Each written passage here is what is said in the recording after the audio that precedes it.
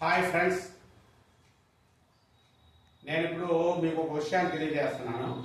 సత్యహరిశ్చంద్ర అనే ఒక నాటకం ఉంది. అది కొంతమంది తెలుస్తుంది. ఇప్పుడు పిల్లలు వచ్చిన వాళ్ళకి యూత్ కుర్రోళ్ళ కంటే పెద్దగా తెలియకపోవచ్చు. అంటే తెలియని వాళ్ళకి తెలిసిన వాళ్ళకి కొద్దిగా మనం విడదీసేట్టు నేను చెప్తాను. అంటే ఏంటి లేదంటే హరిశ్చంద్రుడు కాటి కాపరిగా అక్కడ నియమిస్తారు. హరిశ్చంద్రుడిని కాటి కాపరిగా నియమించినప్పుడు అక్కడ ఎవరైనా శవాలు తెచ్చి కాల్చేటప్పుడు కొంత సుంకం అనేది ఆయనకి చెల్లించాలి. అంటే ఒక డబ్బులన్నీ ఒక బియ్యం అనేది ఏవైనా కొన్ని ఆయనకి ఇస్తే ఆ శవంని దయపడానికి అధికారం అనమాట. అంటే వాళ్ళు ఆ శవం దహించి వెళ్ళిపోవచ్చు, లేదా వచ్చి కాల్చి వెళ్ళిపోతాం అంటే కాదు, ఆయన ఒప్పుకోడు అనమాట. ఆయనకి ఉంటారు. ఎందుకంటే ఆయన గురువు గారు వీరదాసు గారు అన్నారు, ఆయనకేమో తీసుకెళ్ళి ఇవన్నీ తీసుకెళ్ళి అప్పచెప్పాలి. ఈయన ఓన్లీ కాటి కాపరి మాత్రమే. అంటే ఈ కాటి కాపరికి ఇతను ఉంటాడు. అక్కడ చంద్రమతి లోకదాసు చనిపోయాడని ఆ శవం పట్టుకు వస్తుంది. ఆయనకు తెలియదు ఇలాగా. అంటే కాటి కాపరుగా మన కాష్టంలో శవం కాలిస్తే డబ్బులు పే చేయాలి, లేదా బచ్చిం ఇవ్వాలి అని ఆవిడకి తెలియదు. మామూలుగా పిడకలు కర్రలు చిత్త అనేది పేరుస్తుంటది.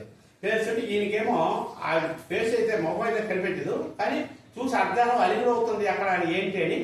ఒక లేడీ వచ్చింది, ఒక ఆడ మనిషి వచ్చింది, కర్రలు పేరుస్తుంది, పెట్టలు పేరుస్తుంది అనే ఒక విషయాన్ని తెలుసుకున్నాడు. అది ఫేస్ ఆయన మొక్క కనిపిస్తున్న ఆ భార్యని పోల్చారు కదా, ఈ భార్య ఆవిడే. కానీ విడిపోయారు, అంటే అమ్మేశాడు అంటే ఆయన. అయితే ఇవన్నీ తెలియపాత్రంగా నేను ఇవన్నీ చెప్పాను, కానీ మామూలుగా అయితే నేను పద్యమే చదివేస్తాను.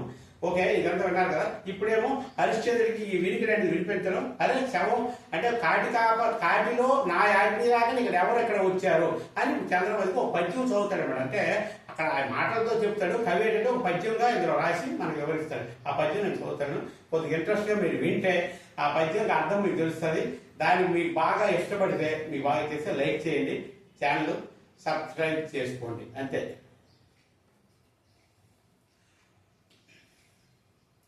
ఓహో, ఆజ్ఞ లేకుండా ఇక్కడ క్షితి కూడా పేర్చినదే పడతి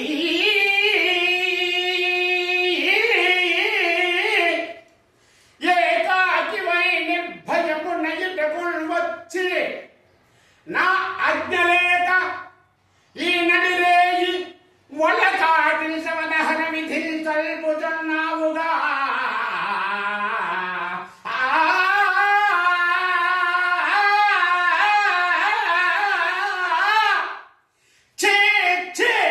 చెడుగా చాలు చాలు పో పో చెడిదవు తగునే చెడికి కృత్యము నా కరణ నీ మృత్యు వేషాలు కథలు కథలు